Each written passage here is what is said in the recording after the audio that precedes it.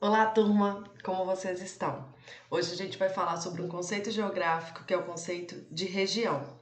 Para começar, a própria ação relacionada à região, que é regionalizar o verbo, que é construir regiões, elaborar regiões, e regionalização, que é a ação. Então, quando a gente regionaliza, a gente está fazendo essa ação. Então, para começar, o que significa mesmo esse conceito de região? A gente usa tanto no nosso dia a dia, a região disso, a região daquilo, né? A região Nordeste, a região dos lagos, a região da litorânea, a região do sertão e por aí vai. Então, primeiro a gente entender o que significa essa palavra e claro que às vezes no nosso dia a gente não a usa da forma mais correta geograficamente, tá? Então, primeiro a etimologia, ou seja, de onde vem essa palavra, né? Ela vem do latim regere, que significa governar. Reparem que regere lembra reger, né? A gente pensa no maestro regendo a orquestra, ele está ali comandando, governando, organizando e definindo o papel de cada um naquela orquestra. Então, é nesse sentido que o verbo reger, né, se encontra com o conceito de região. Bom, quando a gente regionaliza, a gente pode regionalizar de diversas formas, porque a gente usa critérios para regionalizar. Então eu trouxe aqui primeiro o critério de regionalização em continentes, tá?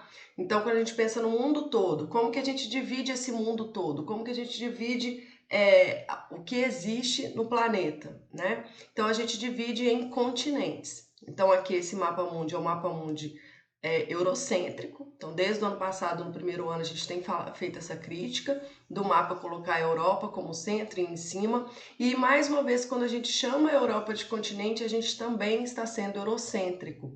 Por quê? O conceito de continente é uma grande massa de terra rodeada de água por todos os lados. E a Europa não é assim. Então reparem aqui nessa cor vinho, né, nesse vermelho escuro que está aqui a Europa. Ela está totalmente ligada à Ásia. Então a Europa, na verdade, é uma península da Ásia, né? Então a península é quando é rodeada de água por vários lados, mas tem uma conexão com o continente. Então a Europa é uma grande península da Ásia. Ela também tem penínsulas dentro dela, né? Península Ibérica, Península Itálica, Península Escandinava, mas ela é uma grande península da Ásia. Então, o correto mesmo seria o continente ser a Eurásia, a Eurásia.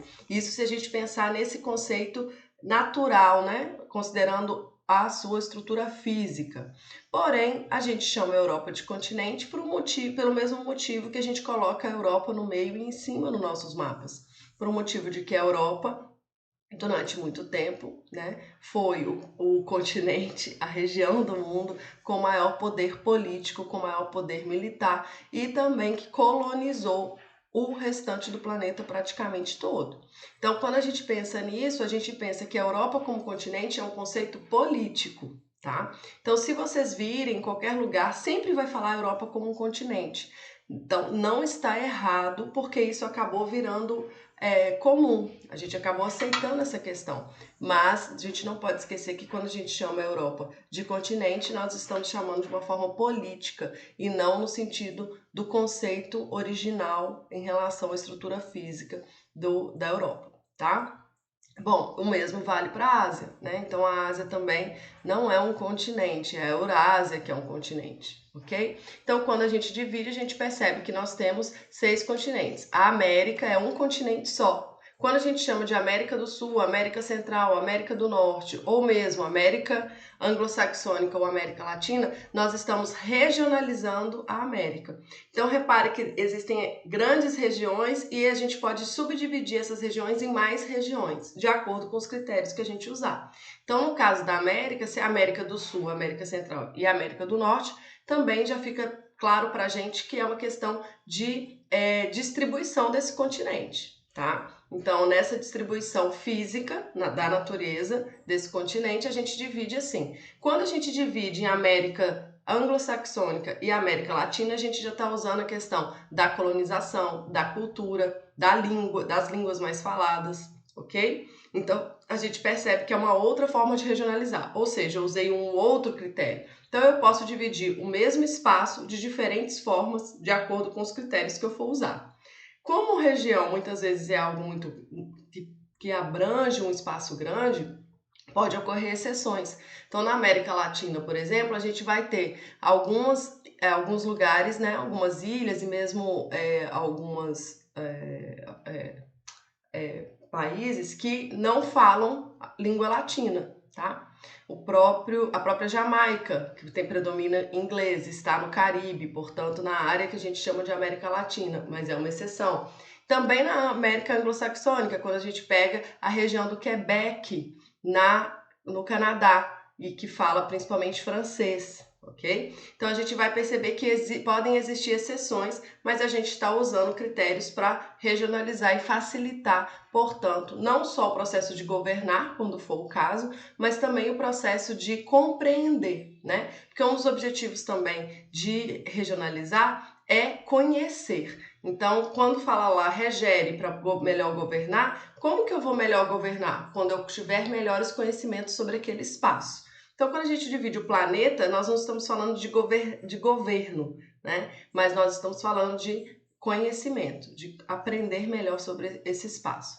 Bom, então continuando, América, África, Europa, Ásia, Oceania, né? E Antártica. A Antártica é um continente porque embaixo desse gelo nós temos terra com letra minúscula, né? Solo, rochas, ok? Enquanto no Polo Norte não. No Polo Norte é só gelo flutuando, né? Icebergs e geleiras. Então não é um continente, tá? Bom, então são esses 6 continentes, né? Lembrando, fazendo a ressalva da Europa em relação ao fato de ser uma península.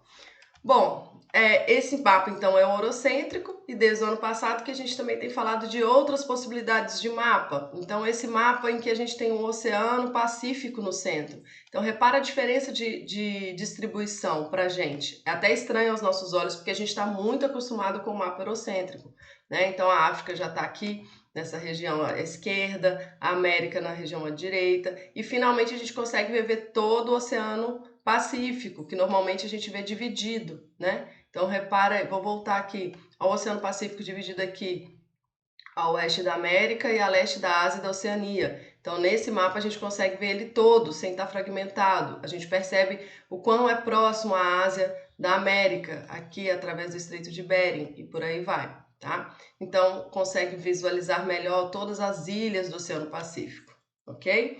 Bom, também mesmo esse mapa, né, tirando o foco da Europa, então a Europa não está no centro, ela está aqui na lateral, nós também podemos ter mapas em que o sul está para cima, né? Então lembrando que o norte para cima também é uma convenção. Por que esse norte para cima? Mais uma vez, foi uma convenção definida pela Europa que a gente segue.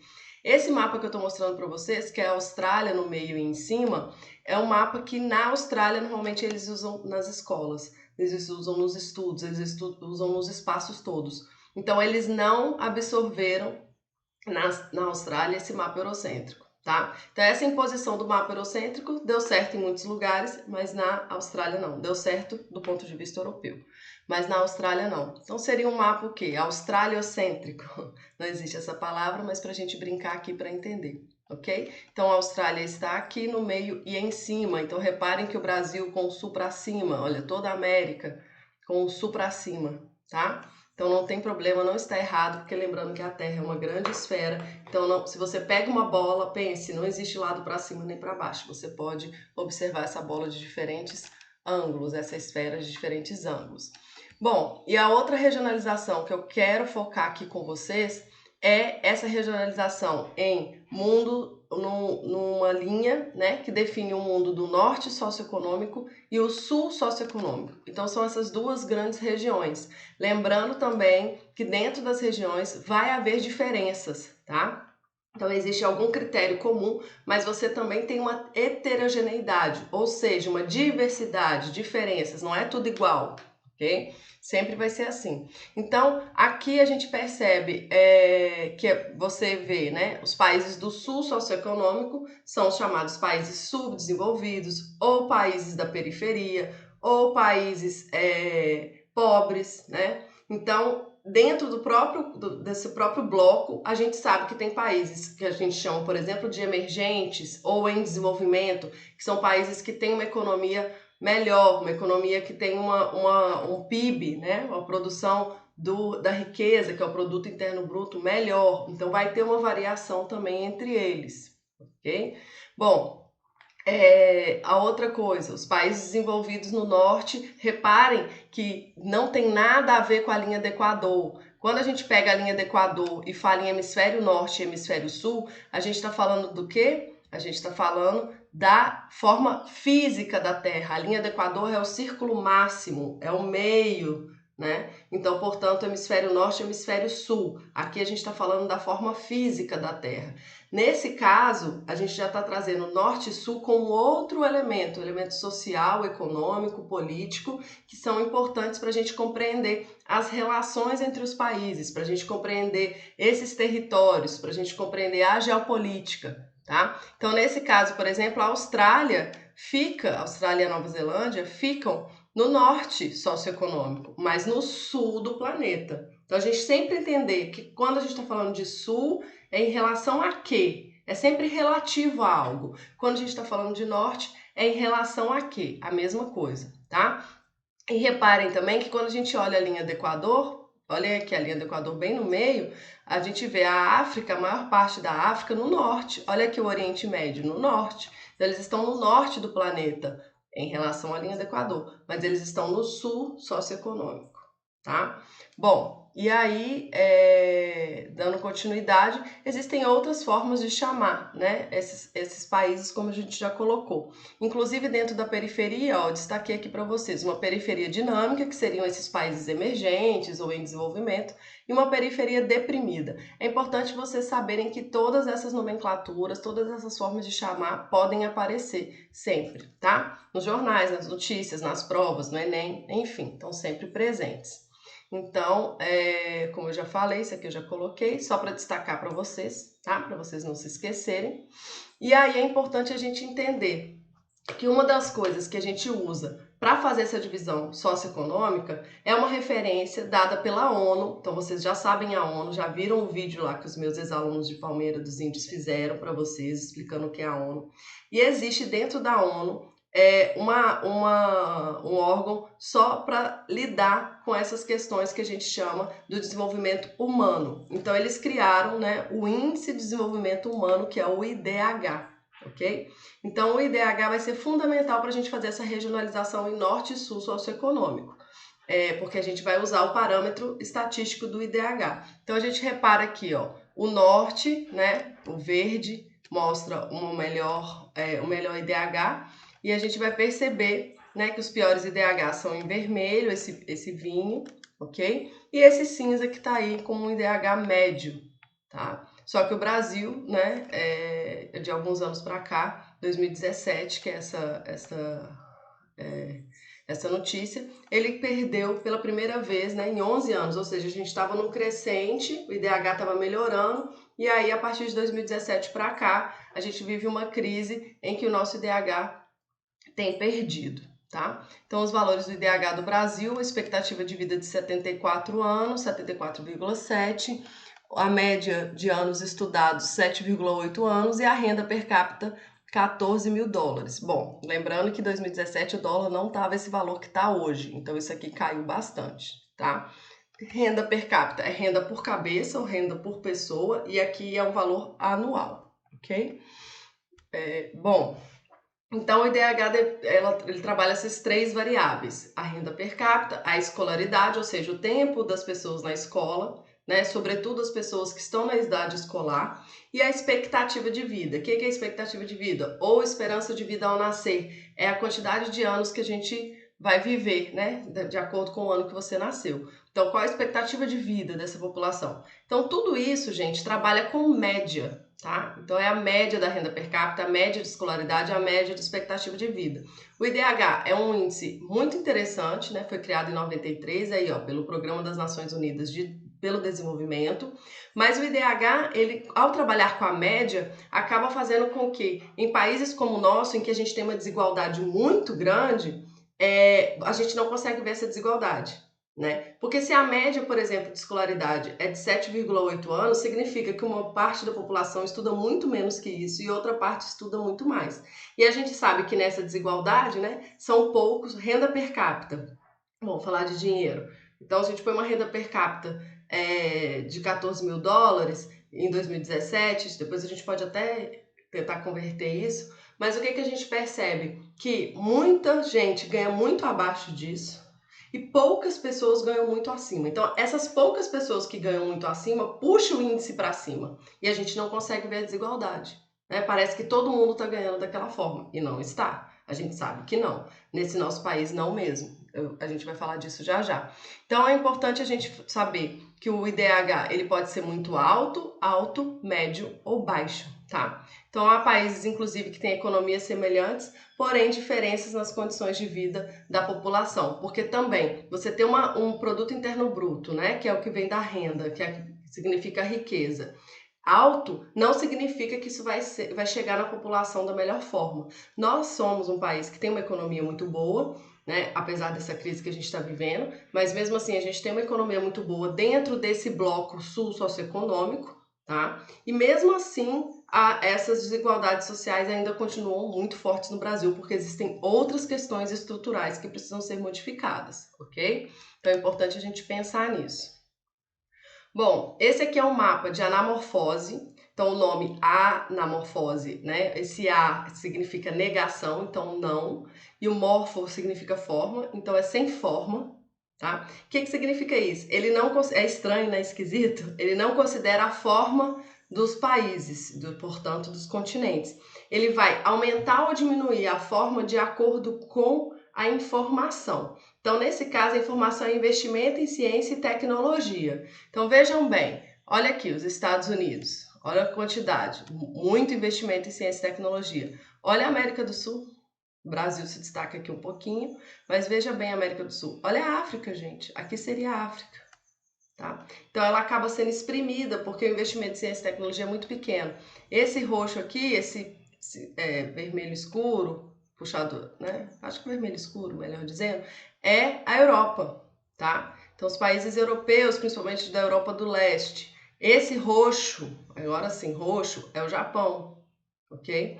Então reparem que o investimento em ciência e tecnologia dos países do Norte também são muito maiores do que dos países do Sul. Por isso que a gente não pode dizer que congelar durante 20 anos o investimento em ciência e tecnologia, em educação, vai melhorar a economia de um país. Não vai, tá? Não vai. Isso é uma falácia. Bom, aqui então, aqui ó, essa linha vermelhinha novamente mostrando o norte e sul socioeconômico e as grandes áreas de influência. Então, aqui toda a América como uma grande área de influência dos Estados Unidos, essa região, Europa, Oriente Médio e África, como uma grande área de influência da União Europeia, e aqui essa área do Pacífico como uma grande influência do Japão. Nessa região a gente não coloca nenhuma porque nós temos China e Índia, que são duas potências emergentes, não potências não, né? Países emergentes dentro desse sul socioeconômico, e portanto aqui tem uma guerra de influências, né? E é claro que a gente está dividindo essas áreas assim, mas não significa. O Japão também influencia a China influencia o Japão a China influencia os Estados Unidos está tudo sendo influenciado, porque a gente vive num mundo globalizado. Aqui a gente só está mostrando as maiores influências, tá? As maiores áreas de influências e quem que predomina, ok? Bom, no caso da América eu já falei, né? América do Norte, do Sul e Central. A questão do Sul para cima, que é algo que já tem um tempo que tem sido colocado, né? E aí para colocar o nosso ponto de vista, porque para nós que somos de um país da periferia, do sul socioeconômico, que estamos na região Nordeste, que é uma região de periferia dentro do nosso país, que estamos em Alagoas, né? No interior de Alagoas. Então a gente vive uma condição periférica muito grande. Isso não quer dizer, gente, que é pior, né? Eu acho que é importante a gente deixar isso claro. Quando a gente fala que a gente vive essa condição periférica, não estou diminuindo e nem dizendo que nós somos piores. O que eu estou dizendo é que a gente tem que ter noção de onde nós estamos. Nós não estamos nesse mundo central, nós não estamos nos países centrais, nós não estamos Então, portanto, nós não somos, né, estadunidenses, sofremos muita influência deles, e também não há problema nisso, por exemplo, em termos culturais, mas a gente saber do nosso lugar de fala, porque tem gente às vezes que se esquece disso. A gente é brasileiro, nordestinos, eu já me incluindo aqui, né? Alagoanos. Então, reparem que a gente também tem que pensar sobre isso. Qual é o nosso, a partir de onde que a gente olha para o mundo, né? Isso é muito geográfico. De que lugar que eu olho para o mundo, tá? Então, o Torres Garcia, que é um artista uruguaio, fez há muito tempo, na década de 40, esse desenho que parece um desenho de criança, inclusive, né? Que chama América Invertida, e que ele põe aqui, ó, Polo Sul, tá vendo? Como ele é uruguaio, ele marca o Uruguai aqui, né? Coloca as caravelas, mostrando também esse processo da chegada dos europeus, que vai influenciar. Essa área aqui do Oceano Pacífico, ele desenha o peixe, porque realmente é uma área que tem muita piscosidade, muito boa para pesca, né? Não só lá, mas ele destaca lá. Aqui é a linha do Equador, né? Então, a América do Sul invertida, em que sentido? É o sul para cima, né? Parece que está de cabeça para baixo, mas como eu falei, não existe de cabeça para baixo ou para cima no planeta. E aí ele coloca como legenda: nosso norte é o sul, tá? Então é interessante para a gente poder pensar sobre isso, de que lugar que a gente olha para esse planeta todo, né? Em que região, em que regiões a gente se localiza geograficamente e, portanto, também a nossa cultura, nosso ponto de vista, nosso modo de ver o mundo, ok? Bom, quando a gente pensa na regionalização do território brasileiro, né, já falei, nós estamos no Nordeste. As regiões do IBGE são as 5 regiões. Repara que eles usam os termos geográficos, né, em que sentido geográfico? Da nossa Rosa dos Ventos. Então, é Norte, é Nordeste, é Sudeste, é Sul, é Centro-Oeste. Claro que quando a gente está usando esses termos também, a gente tem que pensar em relação a quê? Porque eu não estava falando do Norte, o norte em relação à linha do Equador, o norte socioeconômico, e o norte do Brasil é em relação a quê? Não é em relação ao Equador, e nem em relação, não é uma relação econômica também. Então, quando a gente chama essa região de norte ou a nossa de nordeste por aí vai, nós estamos relacionando ao centro do Brasil, que fica mais ou menos aqui perto de onde é Brasília, né? Brasília foi construída ali propositalmente para ficar bem no centro, próximo do centro.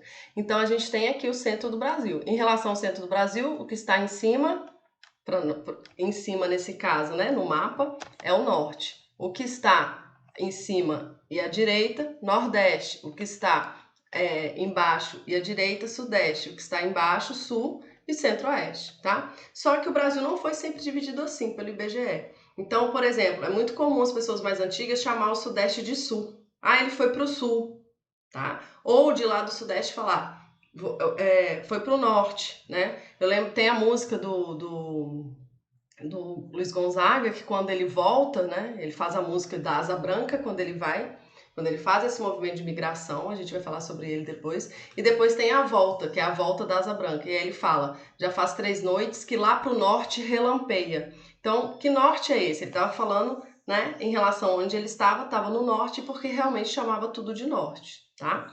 Mas hoje não, hoje a gente chama Nordeste e Sudeste, ok? Bom, e a outra regionalização que também é muito usada ainda é essa em 3 grandes regiões, ao invés de 5 em 3. Então, as regiões geoeconômicas, a Amazônia, que seria a Amazônia, que é toda a área da floresta, né? Nesse caso, dentro do Brasil, porque a floresta também pega outros 7 países. Então, a gente percebe que a Amazônia, essa área florestal, essa área, esse bioma, né? Esse domínio aí é um domínio muito grande. Então, a Amazônia, né, que é mais da metade do território brasileiro, inclusive.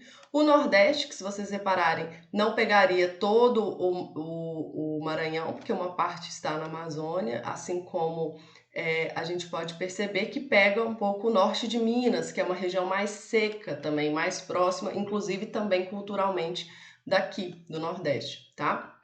E o que eles chamam de Centro-Sul, que seria uma boa parte aqui dos estados, desculpa, do que a gente chama de Centro-Oeste, mas repare que Mato Grosso está muito na Amazônia, né?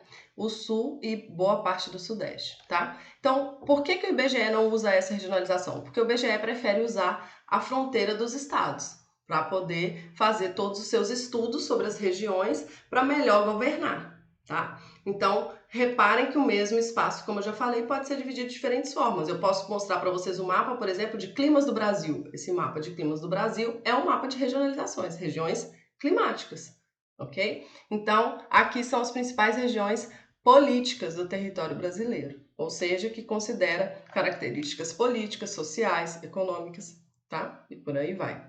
Bom, e aí o IBGE, né, o nosso Instituto Brasileiro de Geografia e Estatística, segue o IDH, né, essa fórmula matemática estatística feita pela ONU, e faz o IDH-M, esse M de município aqui para o Brasil. Então basta você entrar lá no atlasbrasil.org.br que você pode procurar qualquer município que você quiser. Então olha só, consulte o perfil da sua localidade. Tá? Então eles fazem esse DHM de 10 em 10 anos quando ocorre o censo, que era para estar ocorrendo agora esse ano, mas devido à pandemia não aconteceu, não se sabe quando vai acontecer.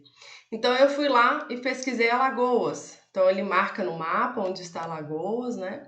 Faz a caracterização do território, qual é o valor de DH. Ah, uma coisa importante que eu não falei com vocês, o IDH varia de 0 a 1. Quanto mais próximo de 1, melhor o IDH. Quanto mais próximo de 0, pior o IDH. Tá? Então, por isso que normalmente aparecem 3 números depois do 0, para poder diferenciar bem, já que é só de 0 a 1. Tá? Então, o IDHM de 2010 de Alagoas, que é o último que a gente tem, é 0,631. É considerado uma faixa média, ok? Que o médio é entre 0,600 e 0,699. Tá? Então, é um médio, mas bem próximo do mínimo, né, do médio, assim, bem próximo do para baixo, bem para baixo, dentro dessa faixa.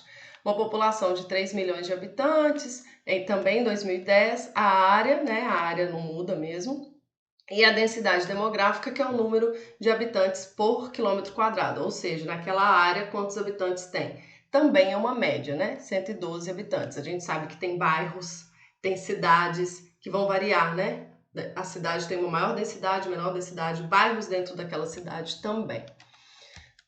Bom, então o IDHM eu peguei aqui para vocês verem também de Alagoas, né? Então a renda, como ela foi em 91, como era a renda, em 2000 e em 2010. Então a gente percebe que houve uma evolução da renda nos últimos, de 2010 para trás, né? 30 anos de 91 até 2010. A longevidade é a expectativa de vida, também aumentou, né? Mostrando que a saúde melhorou. E a educação, que foi o que mais aumentou, né? Então, em 91, Alagoas saiu de um IDHM 0,37, que é muito baixo, né? Cresceu para ainda na faixa baixa, mas cresceu para 0,471 e 2010 0,631. Né? Tomara que o nosso censo ocorra em breve para a gente ter esses dados mais atualizados. E aqui Coruripe, tá? Então a área de Coruripe, a densidade demográfica, repare que a densidade demográfica de Coruripe é quase que metade da do estado, né? Do estado é 112, em Coruripe é 56, é menos da metade. O IDHM também abaixo do estado, 0,626, isso é ruim, né? O ano de instalação da cidade, 1866, a faixa do IDHM ainda assim é baixa, média, desculpa, então tá próximo mesmo da de Alagoas, tá na microrregião, olha aí, microrregião, tá vendo? Outra forma de regionalizar, ainda mais no detalhe, São Miguel dos Campos, população em 2010, 52 mil, mesorregião leste alagoano, tá? Então, a evolução do IDHM de Coruripe, também muito parecido com Alagoas, né? Porém um pouquinho abaixo. E aqui é a evolução, ó. O município de maior IDH do Brasil é esse azulzinho, tá? Então ele está lá no alto, né, muito próximo, entre 0,8 e 0,9. O município de menor IDH do Brasil está lá embaixo, né? Então repara, gente, essa desigualdade que quando a gente fala do IDH do Brasil como um todo, a gente não vê, tá? Fica parecendo que tá tudo aqui na média, ó. O IDH do Brasil é esse verde. Então fica parecendo que o Brasil todo tá aqui, e não é. Né? Tem esse Brasil aqui nessa cor azul e tem esse Brasil nessa cor vermelha também. Existem essas duas realidades. Coruripe aqui é o rosinha e o cinza é Alagoas. Então repara que eles crescem parecido, né? Coruripe melhorou ainda nessa distância, mas ainda está um pouco abaixo da média do próprio estado, tá?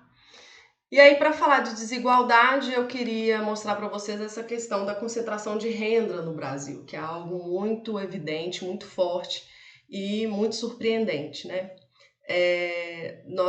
Aqui tem uma comparação entre o Brasil e outros 4 países, né? Estados Unidos, China, Rússia e França. Então a gente percebe que essa faixa aqui, vermelha, os 50% mais pobres da população, né? O 40% intermediários, tá? E aí, quando a gente vai vendo a riqueza, a gente vai percebendo que o Brasil tem um número 1% dos mais ricos, eles têm uma renda muito maior. Então, 50%, vamos ler melhor esse gráfico, ó, 50% mais pobres têm essa renda total. Então, 50% da população do Brasil tem essa renda, sendo que a renda do Brasil vem até aqui, né? Tudo isso, ok? E o 1% pega uma boa parte da renda brasileira, mais de 25%, em torno de 30% de toda a riqueza do Brasil fica na mão só de 1% de pessoas, ok? Então, 30% de toda a riqueza do Brasil fica na mão de só 1% das pessoas, tá? Então, a gente tem que ficar bem claro nisso, assim. Apenas 10% da população ganha mais da metade do valor. Então, se a gente tem uma população que ultrapassa um pouco 200 milhões, o que a gente está dizendo aqui? Tá? 10% dessa população, então 10% de 200 milhões, em torno de 20 e poucos milhões, tem mais de 50% de toda a renda. Ou seja, gente, 90% da população vive com os outros 50%. Então, 50% da riqueza fica na mão de 10%. Tá? Então, metade da riqueza do Brasil está na mão só de 10% de pessoas. E a outra metade dos outros 90%. Então, isso que é desigual. Isso é muito desigual. E se a gente compara com os outros países, essa desigualdade no Brasil é maior. Sendo que a gente vê uma desigualdade menor na França, né? Onde, por exemplo, tem uma taxação de grandes fortunas. Então, as pessoas que têm uma fortuna muito grande pagam muito mais imposto do que aqui no Brasil. Ok? E para piorar a situação, a gente pode ver também esse gráfico, né, agora em pirâmide, para a gente entender. Então, 46% da população do Brasil tem uma renda familiar de até 1.356. 20% de 1.356 a 2.034. 16% entre 2.034 e 3.390. Ou seja, a família que tem uma renda maior de 3.390 está entre os 10% mais ricos do Brasil. Tá? Então, 3.390 é dinheiro, claro. Mas não é um dinheiro que a gente pensa, nossa, a pessoa está rica quando ganha 3.390. Né? Então, é nesse sentido que a gente consegue ver a desigualdade. Tá? Sem falar, gente, que apenas 6 pessoas, 1, 2, 3, 4, 5, 6 homens brancos, né? Homens e brancos, são os 6 maiores bilionários do Brasil e eles ganham o mesmo valor de que 100 milhões de pessoas. Então, essas 6 pessoas têm uma renda, né? Concentram o mesmo que 50% da população. Então, 6 pessoas ganham igual ao que metade da população brasileira ganha, ao que 100 milhões de pessoas ganham. Então, é muito desigual. Então, 6 tem igual a 100 milhões, né? O que igual em renda, a renda dessas 6 pessoas é igual à renda de 100 milhões de pessoas. Então, é essa desigualdade que é gritante e que o IDH muitas vezes não mostra, mesmo sendo um índice muito interessante. Então, a gente tem que olhar para esse índice sempre fazendo essa crítica, né? Ou sempre tendo esse olhar de perceber, né? Um olhar aguçado, né? Para poder ver que não é sempre esse processo de revelar realmente todas as condições da população, ok? Então, vou parar por aqui e até a próxima. Um abraço.